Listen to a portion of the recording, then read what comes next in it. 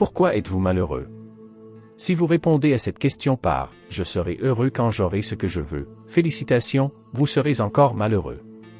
Que vous trouviez un travail bien rémunéré, un partenaire attrayant, que vous surmontiez une maladie ou que vous ayez beaucoup d'argent, cela ne changera jamais. Si nous associons le bonheur à des conditions extérieures, nous ne serons jamais heureux. Cette mentalité crée ce que les psychologues appellent le bonheur sur un tapis roulant. Vous courez sans cesse, mais n'arrivez jamais à destination. C'est le piège dans lequel tombent beaucoup d'entre nous. Nous poursuivons constamment la prochaine grande chose, croyant qu'elle finira par nous apporter le bonheur que nous recherchons. L'un des aperçus les plus profonds de la philosophie est que notre malheur provient souvent de notre tendance à étiqueter les événements extérieurs comme bons ou mauvais, désirables ou indésirables, et ces étiquettes influencent considérablement nos réactions émotionnelles. Réfléchissez à la fréquence à laquelle nous disons des choses comme « Je suis tellement heureux de m'être marié avec toi » ou « Je suis heureux parce que j'ai de l'argent ». Bien que ces déclarations puissent sembler inoffensives, elles révèlent une incompréhension fondamentale de la nature du bonheur. Nous associons notre bonheur à des conditions extérieures. Tant que nous lierons le bonheur à une relation, à la richesse ou à la santé, nous ne trouverons jamais le vrai bonheur. Le vrai bonheur est plus profond que ces plaisirs superficiels. Le danger de cette approche est double. Premièrement, elle rend notre bonheur dépendant de facteurs échappant à notre contrôle. Si notre partenaire nous quitte ou si nous perdons notre emploi, cela signifie-t-il que nous ne pourrons plus être heureux? Deuxièmement, elle nous plonge dans un cycle sans fin de désir et d'insatisfaction. Lorsqu'on atteint un objectif, on se fixe rapidement sur le suivant, ne nous permettant jamais de pleinement apprécier ce que nous avons. Imaginez un grand chêne majestueux si vous le souhaitez. Le plaisir est comme le bruissement de ses feuilles dans une légère brise. C'est éphémère et superficiel. La joie, en revanche, est semblable à la stabilité enracinée de l'arbre lui-même. Elle n'est pas affectée par les vents ou les tempêtes qui passent. C'est cette joie inébranlable que nous devons chercher à développer dans nos vies. Je vous entends déjà penser. La sagesse?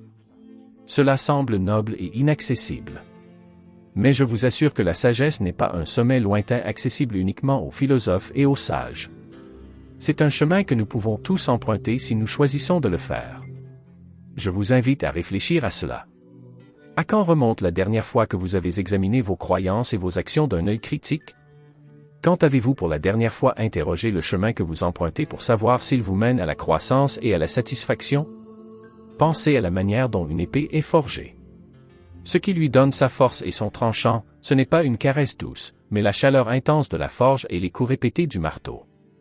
De la même manière, ce sont souvent nos expériences les plus difficiles qui font de nous des individus plus sages et plus résilients. Épictète avait reconnu ce piège il y a des siècles et a dit « Il est assez impossible d'être heureux en désirant ce que nous n'avons pas. » Le bonheur est comme une personne bien nourrie qui a tout ce qu'elle veut. Elle ne devrait souffrir ni de la faim ni de la soif.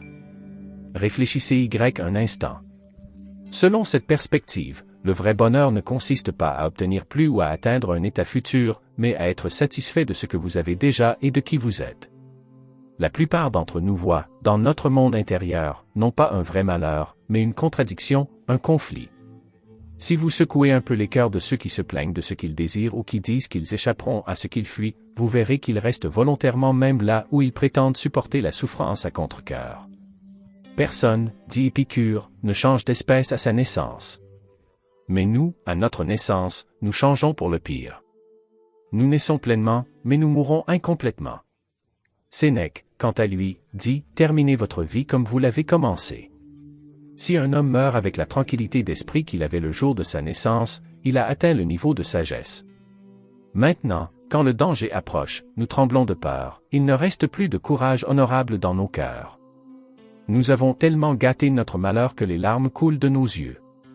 Il n'y a rien de plus honteux que d'être anxieux même à la porte de la tranquillité sur cette terre, dit Sénèque. Nous avons gâché notre vie parce que nous étions privés de tout bien. Notre cœur saigne parce qu'aucune partie de notre vie ne nous a appartenu. Elle est passée. Elle nous a glissé entre les doigts. Qui demande « Ai-je bien vécu » Combien d'entre nous ont réellement posé cette question? Tout le monde regarde combien de temps il a vécu. Pourtant, bien vivre est à la portée de chacun, mais vivre longtemps n'est à la portée de personne. En réalité, tout est dans notre esprit. La base d'un esprit sain est de ne pas prendre plaisir aux choses inutiles.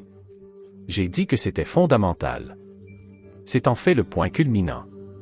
Si nous savons ce qui nous procure de la joie et que nous n'avons pas laissé notre bonheur être contrôlé par des choses extérieures, l'homme qui avance dans l'espoir de quelque chose, même facile, même si ses ambitions ne l'ont jamais trompé, est inquiet et incertain.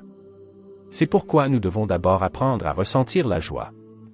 Lorsque la pensée stoïcienne vous prive des bénédictions de la fortune, pensez-vous qu'elle vous prive de nombreux plaisirs, y compris le plus doux qui réjouit vos cœurs, l'espoir? Bien au contraire, dit Sénèque, elle veut que vous soyez toujours joyeux et que vous trouviez cette joie chez vous, car si vous l'avez en vous, c'est seulement en vous que cette joie naît. Les autres joies ne remplissent pas le cœur, elles n'effacent pas les lignes du front de l'homme, elles sont insignifiantes et passagères. Si vous pensez que chaque personne qui sourit ressent de la joie, vous vous trompez. L'âme de l'homme doit s'élever au-dessus de toutes les circonstances, en sécurité et sûre d'elle-même. Croyez-moi, ressentir vraiment de la joie est une affaire sérieuse. Celui qui défie la mort en vivant, qui n'a pas peur d'ouvrir sa porte à la pauvreté, qui sait brider ses plaisirs, possède cette joie, car une fois qu'il en a trouvé la source, cette joie ne l'abandonne jamais. Les mines pauvres donnent un rendement en surface. Celles qui sont vraiment riches ont des veines cachées en profondeur et, plus on creuse, plus elles sont riches. De même, les babioles qui plaisent aux gens ordinaires ne donnent qu'un plaisir superficiel, comme une fine couche de vernis, et ne sont même que des illusions. Même la joie superficielle manque d'une base réelle. Mais la joie dont je parle dans cette vidéo, la joie que j'essaie de vous faire atteindre, la joie que les stoïciens ont vécue, est quelque chose de solide. Plus vous y entrez, plus vous vous découvrez. Alors, faites la seule chose qui peut vraiment vous rendre heureux. Rejetez tout ce qui brille de l'extérieur et qui vous est offert par quelqu'un d'autre ou obtenu de quelqu'un d'autre et piétinez-le sous vos pieds. Publilius Cyrus savait cela il y a des milliers d'années et a dit, « Celui qui demande à quelqu'un d'autre n'est jamais libre. » Alors, demandez à vous-même, pas à quelqu'un d'autre. Demandez à vous-même, à votre propre âme, qui est la source de tous les bonheurs.